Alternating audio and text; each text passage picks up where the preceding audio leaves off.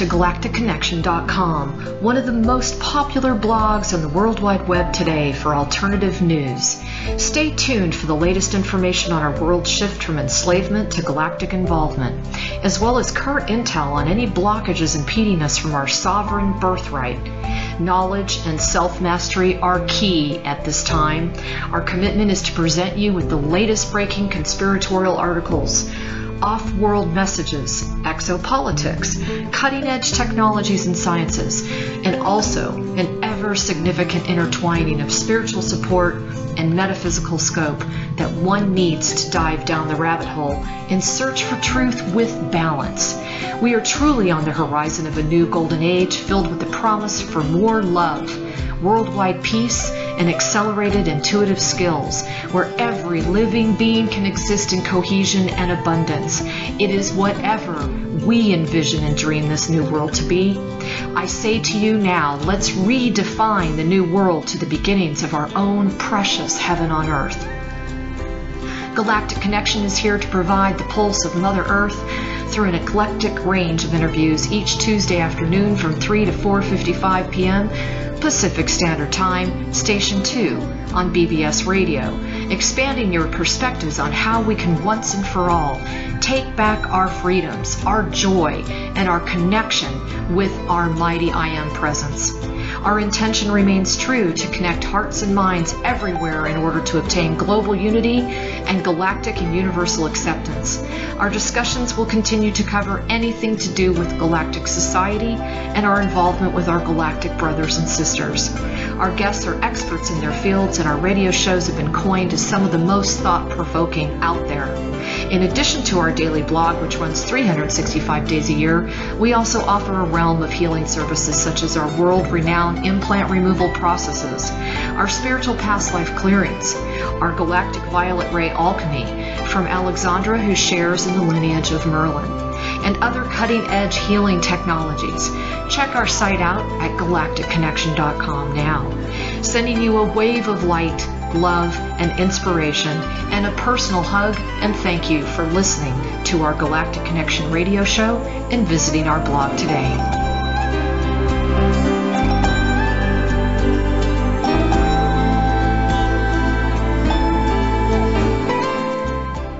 Hello, everybody. Today is August 13th, 2013, and this is Alexandra Meadors of galacticconnection.com. And our regularly scheduled individual that we were going to be interviewing today was very ill, unfortunately, so we had to kind of juggle some things around at the last minute. So I have with me Martyn Ellis, and I know you guys have heard him interviewed by me before. But today we have some very kind of interesting, deeper, soulful conversations to discuss and how that applies and fits in with CE5 training. One of the reasons that I agreed to work with Martyn is because he really takes the whole CE5 concept and connecting with our galactic brothers and sisters to a whole nother scale and level, you know, coming from a very spiritual perspective. And so I wanted to ask him some kind of deeper thinking questions. Hello, Martyn. How are you? Hello, Alex. Very well. Thank you so much for interviewing me again. You are welcome, and thank you for coming in at the last minute. This was really, I appreciate it. My pleasure. So I was contemplating, and actually I was doing a lot of that, as you know, throughout my 3-week mission across the U.S., and thinking in terms of how CE5 training is not outside ourselves, and we tend to think of it as, oh wow, you know, there's those galactic beings up in those spaceships flying around, waving their hands, saying hi, how you doing? Sure. And I realized that this just goes so much deeper into the whole conscious involvement of merging with them. Could you talk a little bit about that and how the training would assist us in being able to truly merge with our star families? Absolutely, for sure. I mean, there are two perspectives. One is that they're out there, and the other perspective is they're right here. So the perspective that they're out there means that there is distance and there is space and there is a reaching out, if you will. So there is a position where one person is here and our galactic friends are over there or far out there. Okay, so that's working with time and space. Now, the other perspective, which is something I'm very keen to further explore, is that there is no outside, there is no over there, there is only inside. So from that view, there is no need to reach out as such, because they're not out there, they're actually right here, existing in consciousness. From that perspective, there's nowhere to go, and the interconnectivity is absolutely seamless. So there is no drawing in, and there's no coherent thought sequencing, which is a C5 protocol whereby you're cohering your thoughts to the point where you're drawing in and making contact. In fact, they're already there. So from the view that they're already here, already in consciousness, the idea of arriving at the site and then drawing them forwards to make that interconnectivity has already occurred.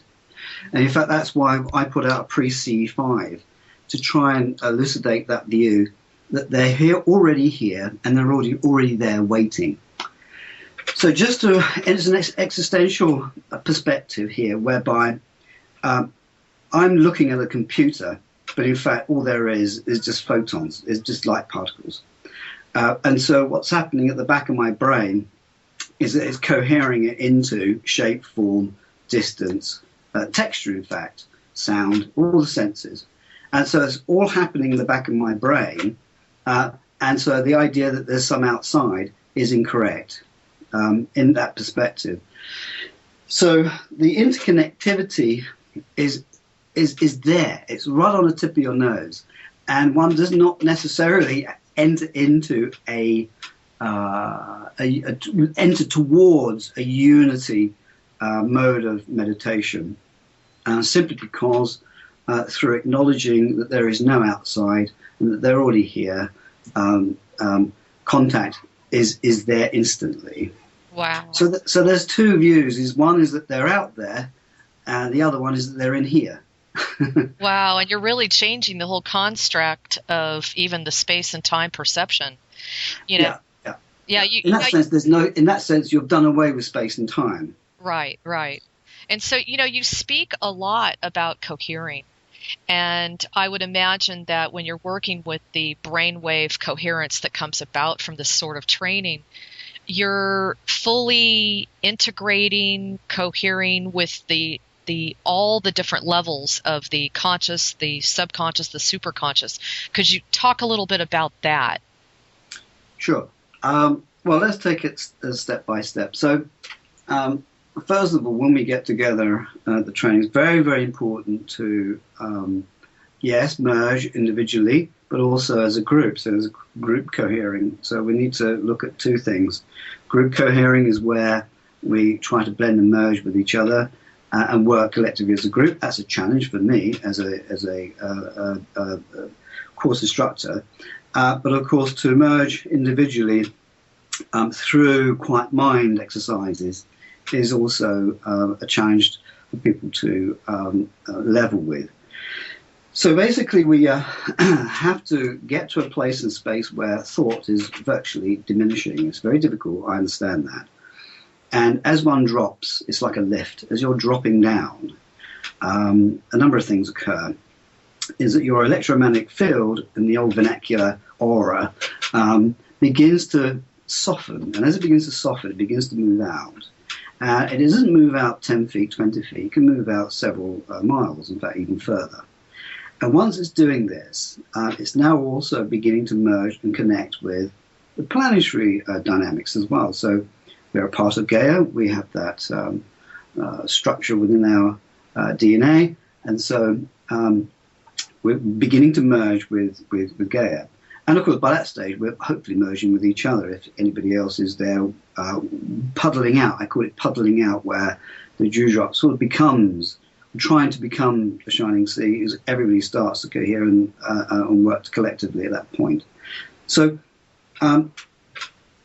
naturally, the person that is going into that quiet state mind, beginning to move out electromagnetically, are now not concerned about dimensions.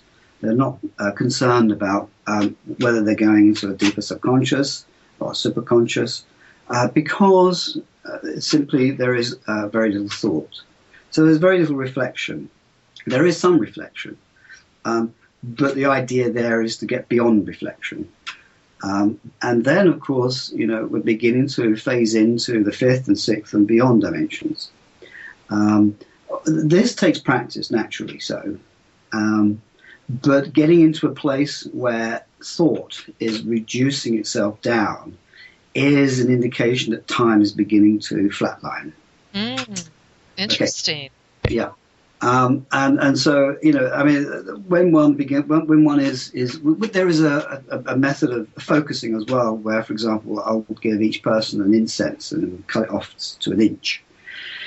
And there's two things really there. You hold it with your hands pressed together in the prayer position, with it lit and pointing up, if you like, by an inch. And the idea there is to take your mind off the fact that, the incense is lit, but it represents, say, for example, half an hour.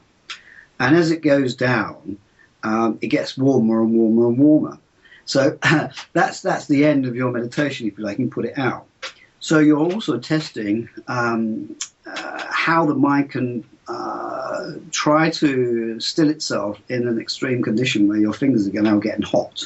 And it's an interesting point here that I've had people who are able to allow that incense to go through their fingers, and their fingers will naturally put it out and they won't feel burnt. So you're like disconnecting yourself from the physical body almost. In that sense, yes. Yeah. I mean, it's a bit like walking on hot coals, except it's the incense dropping down into your fingers and will that naturally go out without any pain. And so there's two things there. Three. There's one is it sets for a half an hour meditation. Two, you've got to try and get to the mind not distracted by the heat. And three, the measure of that non-distraction is when the incense goes out and you don't feel excruciating burning pain. It just goes out. And so there is an element of control there, a mental control, through not attaching to the exercise. As soon as you attach to it, like all things, suffering comes. So that's an exercise in terms of quieting the mind, and also seeing how it will, disturb yourself while you're doing the exercise. So detachment, as we know, I mean, anyone who's on this path knows that detaching from your external stimuli and things like that is very essential in becoming, expanding your ability to become one with that which is actually causing the external vibration and stimulation. But is that also the same for like the dissolution of the ego? How does the ego play into all of this? Do you actually, because I know we need to get out of the way of the ego. Yeah. Bless the ego. I mean, where would we be without the ego? No kidding. And it has, let's face it, it has, thumbs up to the ego in the sense that it's a very much an integral part of the human experience, and it's necessary. It's part of the fabric and makeup of being. The other view is, apart from detachment, is non-attachment. Of course, is where non-attachment is you're not attaching yourself to the importance of personality. You don't take yourself seriously, so you don't attach yourself to menial, insignificant things that you find when you're younger important. A little bit of age plays out there, where you get to a place in space where being non-attached means less suffering, because more attachment, and this is very Buddhist philosophy coming through here. And so not non-attachment in terms of ego. You're allowing the ego to dissolve somewhat, but it'll always be there.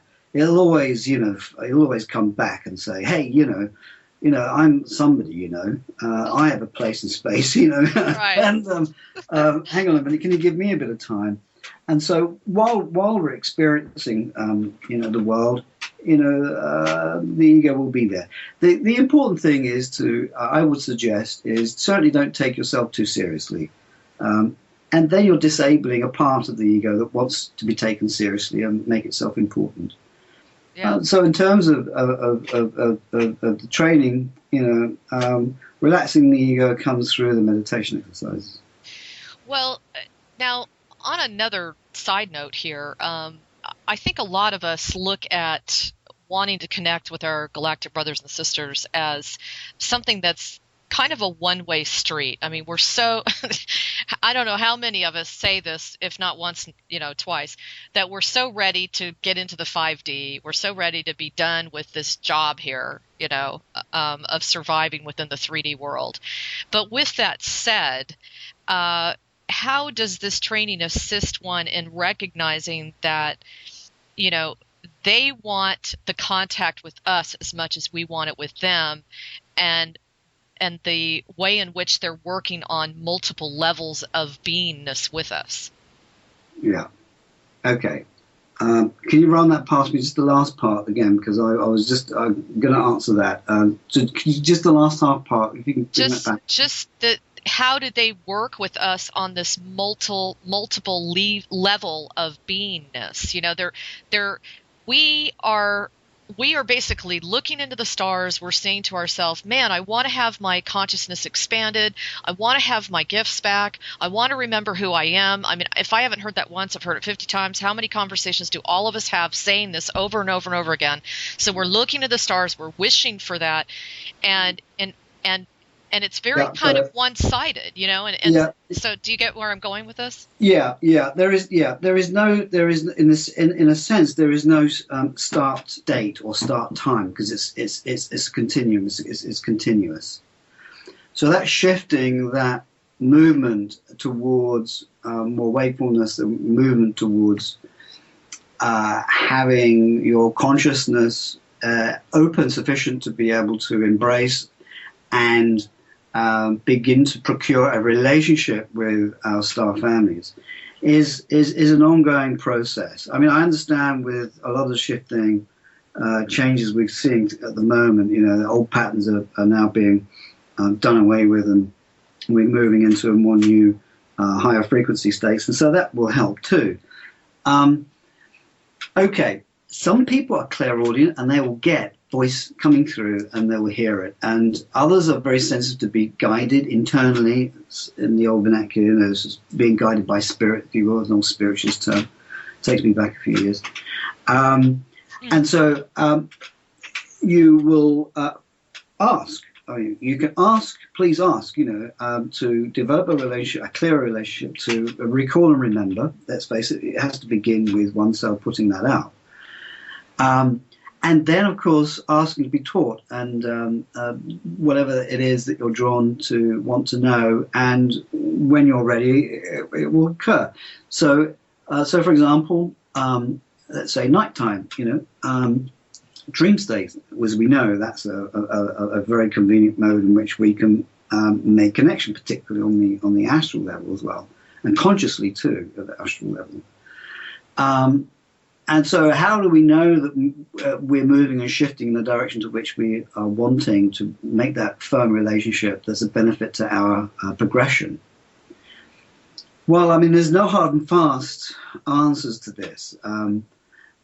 Essentially, you will begin to shift, say, for example, away from cigarettes. You might shift away from alcohol. You might shift away from certain foods. You may begin to be drawn to more water.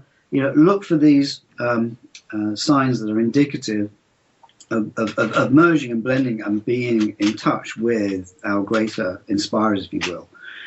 And so there are these physical manifestations that are occurring.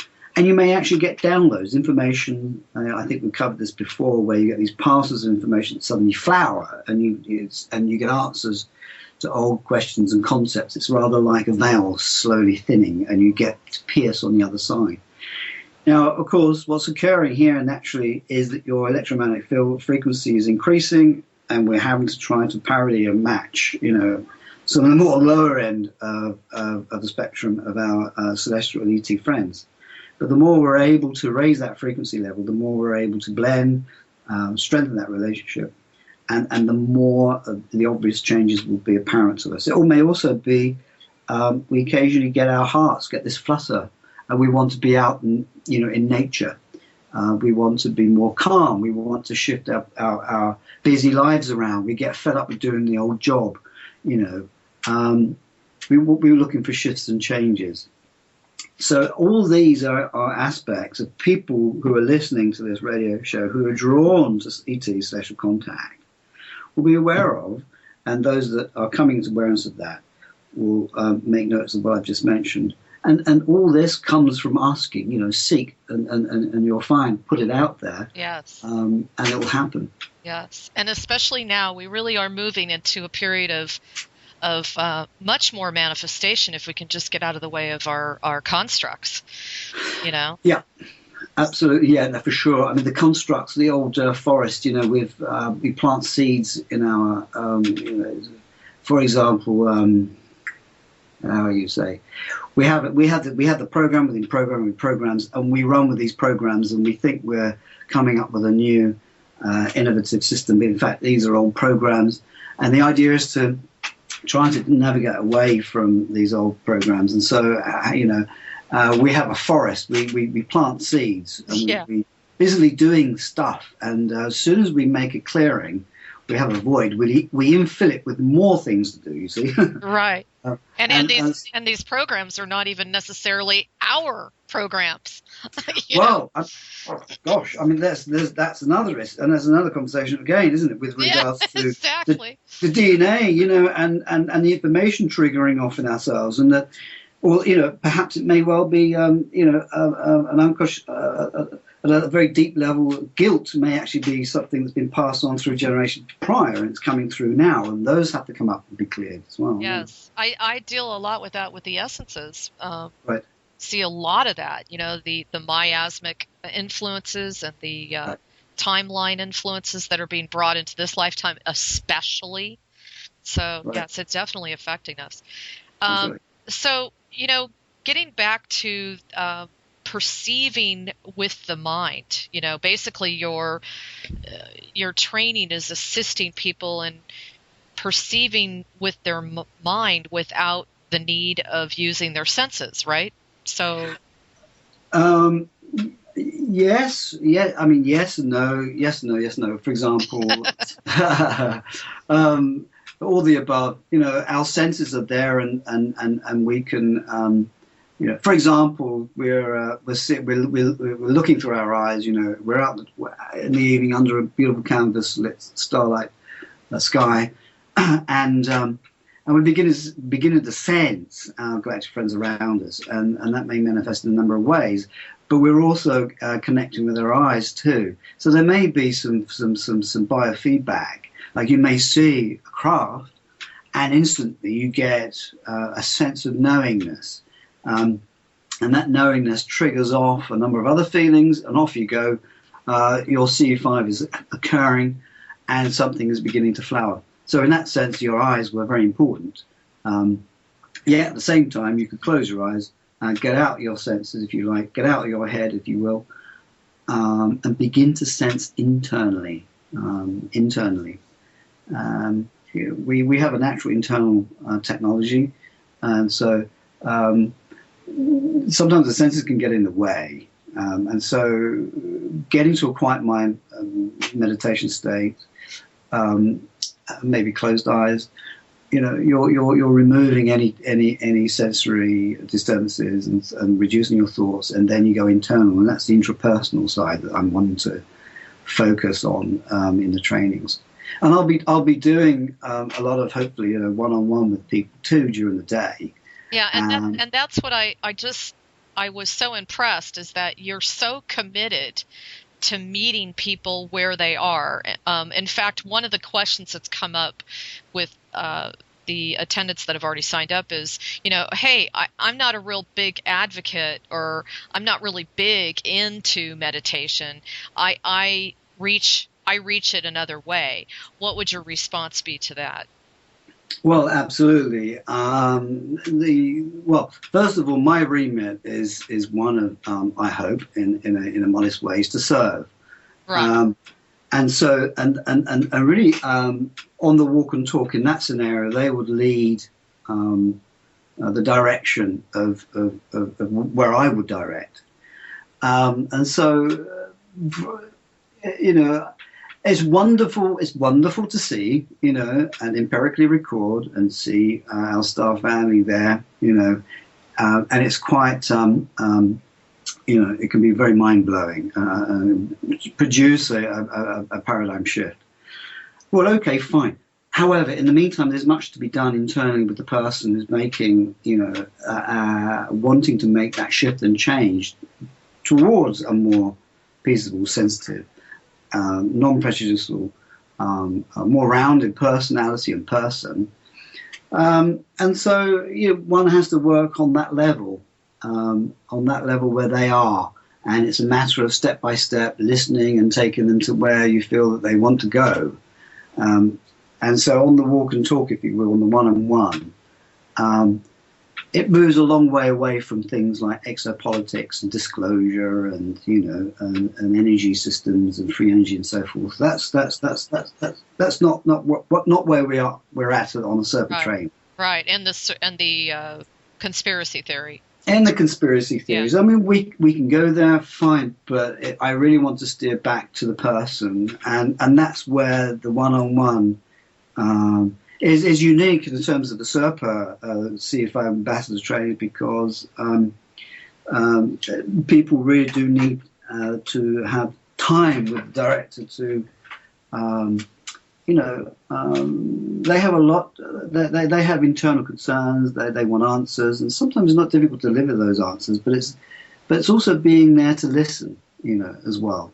Well, so, you know what, Martyn? Tell people about who you trained with again, because I thought that was so fascinating. Maybe give us some insight into all of those years of training. I never say his name correctly. What is his name again? Oh, it can come across as a little bit funny.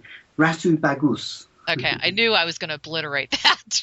Yeah. Ratan Bagus. Okay, and before I go into that relationship, for me, I previously had a strong training, in sport, and so there was a lot of kind of focus and energy there, and that was very much a passion, a direction I was taking. Good point. And so I think that probably had a good effect in terms of disciplining the personality into focusing more. And so with Ratu is a wonderful, amazing, incredible energy master, shaman, is seen as a god in Indonesia and the Indonesian government. Frequently ask him over to provide talks and trainings on energy with the police force and so forth. So he is highly respected. I was going to say, you said he's highly respected and also highly sought out. Is he considered to be one of, like their main master teachers walking the planet at this time? Well, absolutely. I mean, in terms of energy training, he is tops. You get Qigong energy masters, but quite frankly, when you're before Ratu and he delivers, golden ribbons of light that process you. Wow. He is. You could have there's a wonderful YouTube excerpt. In fact, I was there only a few weeks earlier, and the old Taman in the ashram is called God's Garden or God's Place, and you'll have 20, 30 people pushing up against each other, pushing a door closed. Okay, and so you're all pushing each other's backs, and you're lining up and you're holding this door closed. And then, of course, Ratu is on the other side. He just gently walks towards the door, and all of a sudden, everybody bursts back because you can't cope with the energy field that he's bringing with him to the Wow. door, and he just opens it gently, and everybody's flat out on the floor. And this is seen on the YouTube video, you know. Wow. Yeah, he understands energies exceedingly well, and he's been described as the ultimate spiritual warrior in terms of the Brahman tradition here, in terms of power animals, and he has power animals coming out of his chest, his knees, his elbows. Oh my gosh! He's incredible, and it sounds a lot like you hear the stories of Christ when he would walk amongst people, and they only had to be within. They could be within a mile of him and be healed because his auric field was so powerful and so established. Absolutely, yeah, and Ratu has that wonderful, charismatic electromagnetic field around him, and to be in his orb is a process. It is a process, and you feel heat, and the process begins, and he, as I say, in terms of delivering energy as an energy master, I've heard, and this is not a personal view, from a number of people who have been with a number of Chinese masters and Qigong, and a lot of the practitioners will go to Ratu and feel that energy and go through a healing and clearing process so they can continue good with their Qi training, Qi delivery. That's awesome. So, Ratu is now what is he now? He must be 62, 63. And he has a huge following now. And I met him when he came. I helped to put on a course over here in the UK, and I connected pretty quickly with him. And in fact, one of the methods I'm going to be teaching, kind of like me with you. Yeah, exactly. It's that frequency connectivity, and suddenly it's there, and there's no words for it. In fact, you can sit in silence; you're very comfortable. Yes. And so, what I did with what happened with Ratu, there is an exercise that I'll be showing people to strengthen their electromagnetic field, which is easy to do. And this is something that just naturally came out of me. I was sitting in a corner. And it's rather like holding your hands out in front of you, about 18 inches, and pushing the air just gently backwards and forwards, and then moving up to your head, and then around, following the shape, if you like, of the electromagnetic field, and then down into your root area, and then moving up, and continuously done this for about an hour. Wow. And Ratu has suddenly triggered off this need to do so, and I started to see ribbons of golden light, and I remember seeing him stand there, and we just made that instant connection. And so I was invited to go back to the ashram, and I was the first person from the UK to do so, and I think very few Westerners had at that time. And I was privileged to be with him, dining with him, his family, and training as well. And we became exceedingly close, and I'm absolutely honoured to be considered a physical son of his. Wow, that's incredible. And so he is there always, yeah. And you trained with him. I mean, you virtually were training with him on and off for about 10 years, right? Well, you give your yes. And what's important here is that, I mean, when I first met him, I had this terrible mosquito bite, and my leg flared up terribly, and I had an immense fever, and I was shivering. I was in all the sleeping bag and so forth, and in the bed and quivering and shaking. And that evening, Ratu stopped the training, which was unheard of, and he came to my room and put his hand on my head, and it was like ice, and just literally removed the heat from my head. Wow. And I think the idea was that you're in the energy, you sleep with the energy, you eat with the energy, and so you're not outside of it. And so there was a great deal of trust in him. Yes. That could have turned sad if that trust wasn't there. A lot of people go through a very strong process. Not everybody come out of it. And so I think that's when we forged a very strong link. And so the energy there is actually a spiritual heritage. It's not something that I learned now. It's like most of us. In the story of the Book of You, the Book of Us, there are these stories. And so it came out again in this life. But Well, sounds awesome. So now with that training, I think one of the things that you mentioned was with that training and the fact that you're unifying the immense amount of interest in the CE5 training, learning about it, learning how to connect properly. What has become, the ultimate fringe benefit for you? I mean, were you already somewhat psychic once you had already done this training? Had it opened up your multidimensional field so much so that you were already communicating with the galactic brothers and sisters, or? Well, in fact, no, that actually happened long before, going back 32 years ago. Then that happened. Okay. Okay. That was as a consequence of a Unity experience, where it's described as dewdrop becomes a shining sea, and my gosh, when you're there, you're arrested with it, and it will do what it will do. Once it's done with you, it's done with you. Yes. And whilst you're in it, there is no time, there is no space, there is utter bliss. I suppose if somebody was looking upon you, your eyes would be dilated like dinner plates, Yes. Yeah. And you're arrested, and it's difficult to know. So that was a profound, holistic shift of personality, and scared the living daylights out of my mother. She didn't understand what was happening back then. I was 21. Bless her. But half an hour after coming home, I was full of the bliss, and I was just cuddling her, cuddling my dad, but that was absolutely astonishing. And the heat or the height of that sat, or substance, as the Hindus call it, the power, lasted for about 18 months. Now, contact began to make itself present and known to me, and so that had lasted a long time. So by the time I reached and met up with Ratu again, that was already in place.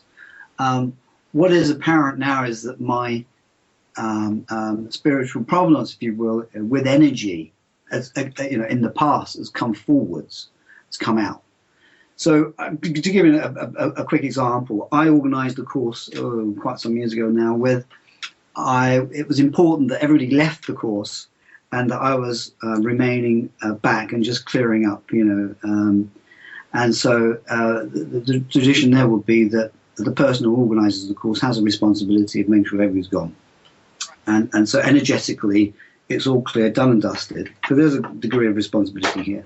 However, this gentleman, he was all of 6'5", lovely man, he's from Holland, and worked at the embassy over here, was insisting that I go home. I said, no, I can't, I must stay here. And he insisted. He's a tall chap. I'm not exactly small, but I'm not exactly big either.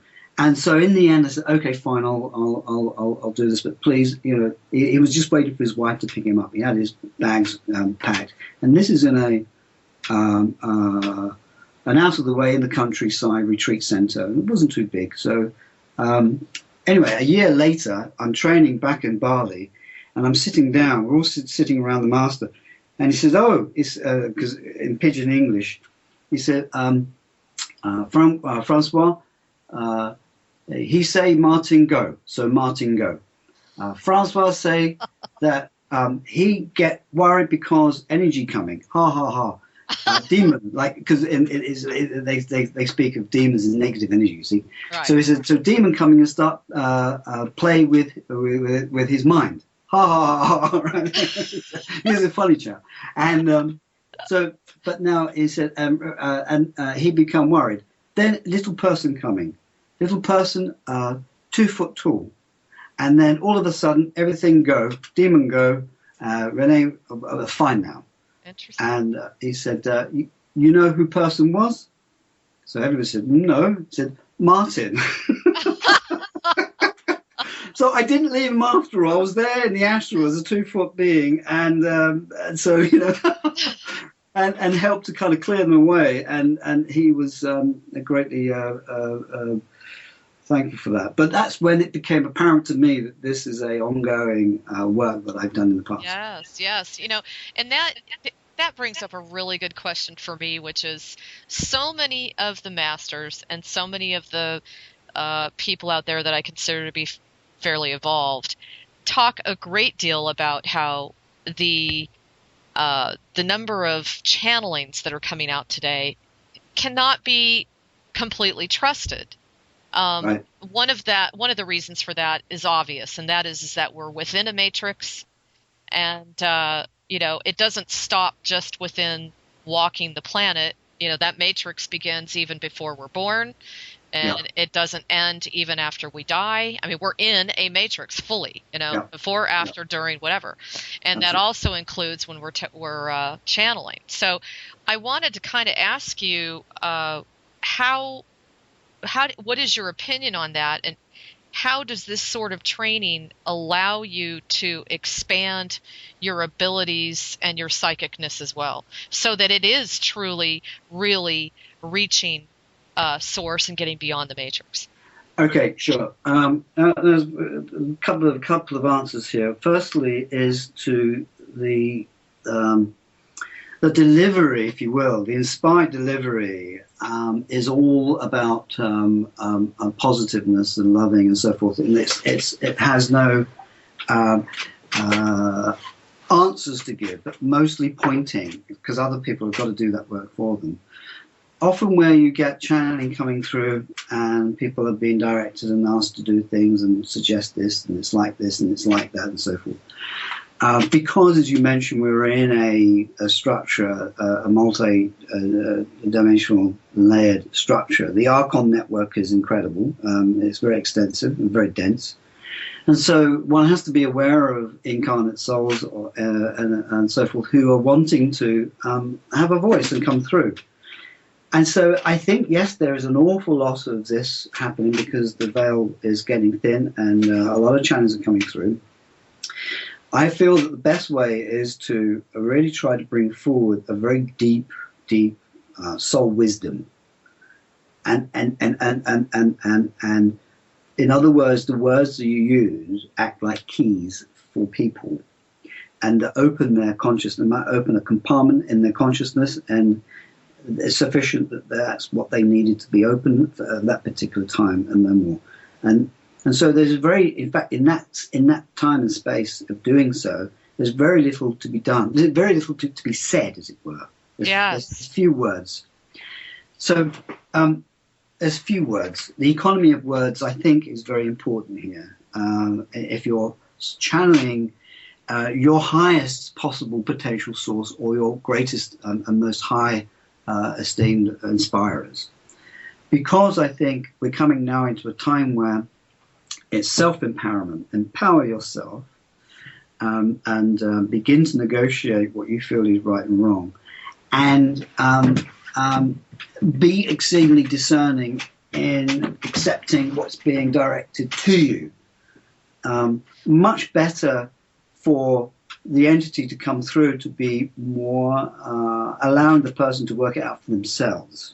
Right, and I was going to say it's also an era of us becoming our own psychics and not having to go outside ourselves, and that was another reason I felt drawn to this training, was to heighten whatever skills I already have. Yeah.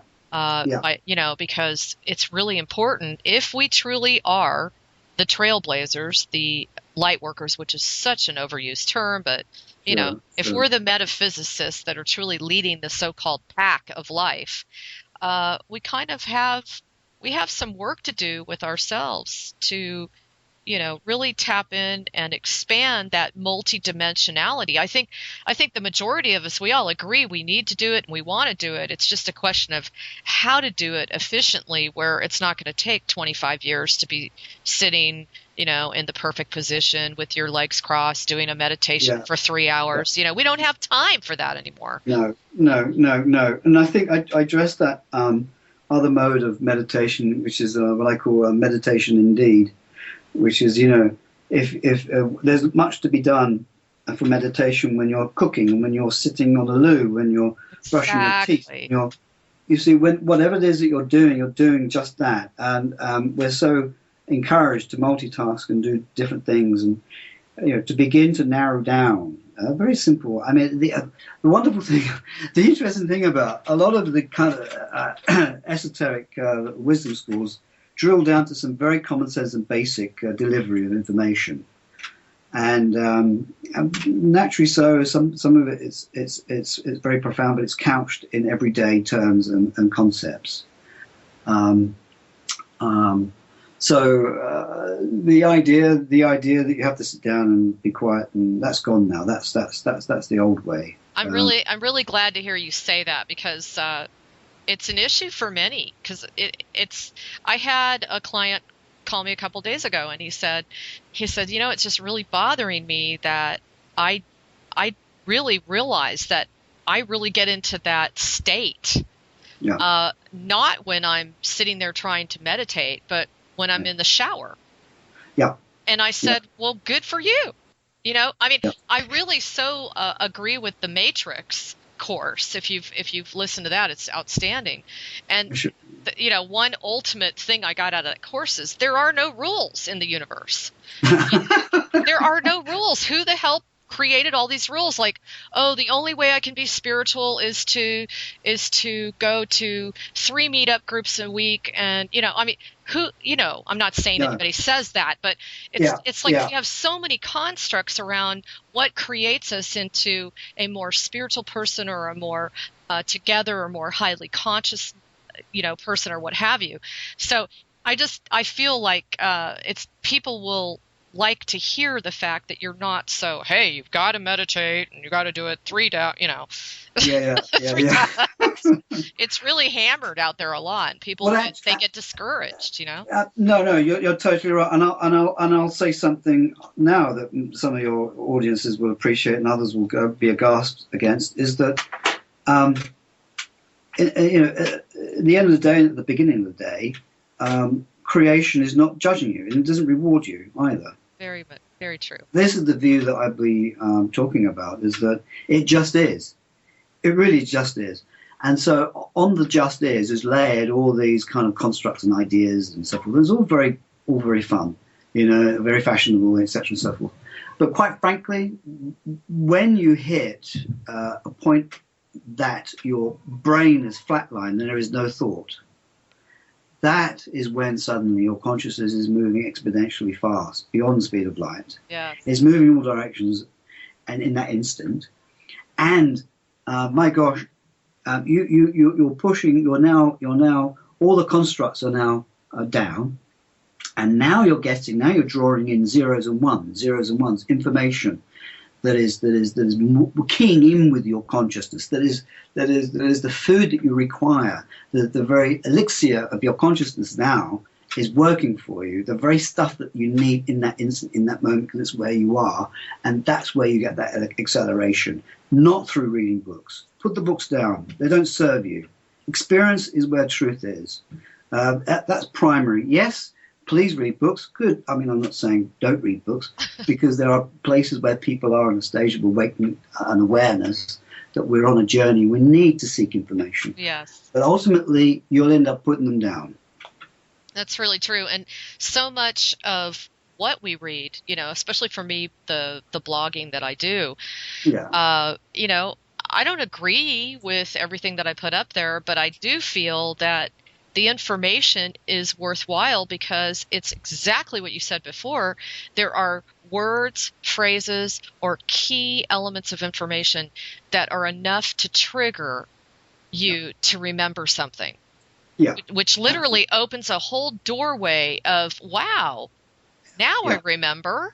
Yeah. And information does play its place in terms of, its own aha moments. Like, you read something and it resonates and you go, I knew that. Somehow that feels right. I understand that. We have to engage books and words and so forth. Right. I mean, naturally so. With the course, going back, but what I'm doing is bringing it back to the walk and talk situation on the Seed 5 in relation to becoming more aligned with our cosmic family. Yeah. Is we'll leave those behind. And this is now an opportunity of advancing into a no-mind state, and it's in that no-mind state that you really bring in what your soul is needing. Oh, that's awesome. And so one of the analogies of soul is beautiful. I've ran with for a long time. It's the world you look upon. So, you had two people, they say, oh, look, what a wonderful, colourful sunset, beautiful, amazing colours. Oh, astonishing, isn't it wonderful, isn't it enchanting? And the other person standing next to you will say, well, so what? See one every day. So the world you look upon, is an analogy of your soul. It's a very good point. Very good. Yeah. I remember having that presented to me, but in a completely different way. Now, right. I think it's very interesting. Here I am, once again, interviewing you, and what happens while you say that? A hawk flies right by my window. And that's my animal totem. Gotcha. Oh, good. So that was a good omen. Anyway, so tell me what your perception is of moving from an evaluator of sensory and intuitive information like you were discussing and being a true observer of that information. How does this training assist you in that way? Okay, from evaluating to just observing. Yeah. Well, that's the answer. There is to. That's not easy to do. It's not easy to do. In fact, now you've reminded me, I can bring in an exercise in which one is moved to sense and feel things that are out there, but not necessarily evaluate them. Oh, wow. So for example, you give yourself 2 hours, and you're just standing and staring and being drawn to a bird or a sound, and you move towards it and stand and stare again. There's nothing better you can do, old Tao is saying, than to stand and stare or stand and do nothing. So you're moving out of that kind of right brain, evaluating. Good. Well, we have our work cut out for us, don't we? Well, there's exactly so. I mean, it's going to be, we're going to have up to 4 hours in the workshop, 3.5, 4 hours. We'll move out into the sky at Joshua Tree. It's going to be absolutely beautiful and wonderful there. It's a magical place. Yeah, they have 17 vortexes, Martyn. Yeah, I know. 17. It's going to be astonishing. Yeah. I know. Sorry, I didn't mean to cut you off, but now here's a really good question for you, because I see it a lot in my business, and that is, I feel my heart goes out to many of these people that are really working for the light, whether it's a spiritual warrior or a light worker, indigo, whatever you want to call yourself, starseed, you name it. I see this really escalating more so now than ever before, and that is people that are under psychic attack, or they have learned some skills to diminish the psychic attack, but they're still feeling very thwarted at every level within their life. What would you say to them? Let's see. Well, we need to look at some of the mechanics of attack, of being on the receiving end of several over the last few years, some very, very strong ones. The first thing I would suggest is, and it would be for me to be able to bring in a lightheartedness and begin to start to activate the heart again, because the heart is a natural comforter and protector. Once the heart is fully activated, then you're streamlined into the rest of creation, because it's based on bliss or love. And then you have no issue there. So it's a case of feeling thwarted. These are the issues, aren't they? Feeling thwarted. Yes. This is a psychological patterning, and so one would have to address that psychological patterning, listen to the words being said, and in some cases reverse them, because words have their own energetic value. So there will be a case of asking people to be mindful of the words that they're using, and hearing too, because they're reprogramming themselves. As they speak, they hear, they reprogram. Speak, right. Hear, program. So on the linguistic level of getting them out of a loop would be a psychological loop would be important. Yeah. On an energetic level, in terms of protection, there are some simple basic methods. One is visualizing gold only, not white, not white light. White light is very universal, but gold is the higher frequency. So, and isn't that interesting that that is what the whole entire community is typically taught? Right. Yeah. Absolutely. Quite so. I mean, whether it's the black or the white arts, white light is used. Light is in all things, right. And so even the greatest occultist of the dark side, they will use white light. It's a universal energetic that's being used. But gold is another thing altogether. It is in so many ways. Oh yes, absolutely, for sure. And if you're wearing a little bit of gold, that's great because you can see the gold, and then you will visualize yourself in a sphere, and that will help. Periodically when you're feeling a little bit vulnerable, you can do that at night time before you go to bed. You can cover your entire bed in the golden sphere. You can call on the seventh dimension feline beings who are very, very powerful. But in terms of also there's an issue of patching up some of the energy leaks as well, because the aura has been split. There may well be chakras are non-aligned, as it were. Mm-hmm. And so a little bit of energy work that I'll be using could be used on a daily basis as well. So that's in terms of feeling vulnerable. Well, that's great. I mean, and I know you're going to be going over all this, things such as protection and clearing. And, we're getting to the end of the hour, but one last thing is, I think, will this assist people in being able to process all the upheaval that's going on the planet more effectively? I hope so. And the idea is that when people come away, that they will be somewhere else where they weren't. And that is by no means down to me. In some extent, it'll be a trigger, but they'll be doing the work, and hopefully they will be able to say, in a week's time, when they come back and say something has shifted. Yes, I feel this. Yes, I feel that, and hopefully that will be the benefit of the CeRPER training, that there has been a change and a shift, and it's always wonderful to hear. Right. Well, I once again thank you from the bottom of my heart for coming in at such a last minute, and as always, it's very enjoyable to talk to you, Martyn. And I really want to let everybody know that this the CE5 CeRPER training is going to be next weekend, August 22nd through the 25th, in Joshua Tree. It will be a small group of us. We're not going to have like umpteen people, because there will be a lot of one-on-one. He will be meeting you where you are in your evolutionary scale, as I say. And we've picked the perfect place, the Joshua Tree Retreat Center, because they have so many vortexes, and where you sleep will literally be minutes from where we will be doing the CE5 training and contacting our galactic brothers and sisters. So please contact either CeRPER.org, that's CERPER.org, or you can also drop me a line at galacticconnection.com.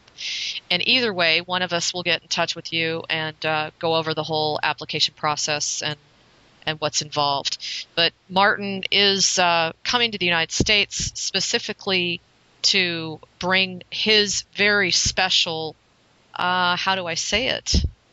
It's just kind of his very special trademark, his incredibly elucidating wisdom, and intertwining that with the connection with the Galactics. And I just think it's something we all need and we all want, from everybody I speak to anyway. So, Martyn, did you have anything else you wanted to add before we tie this up? Those that are coming, if you can please look at the pre-CE5 and step by step make that step towards contact now.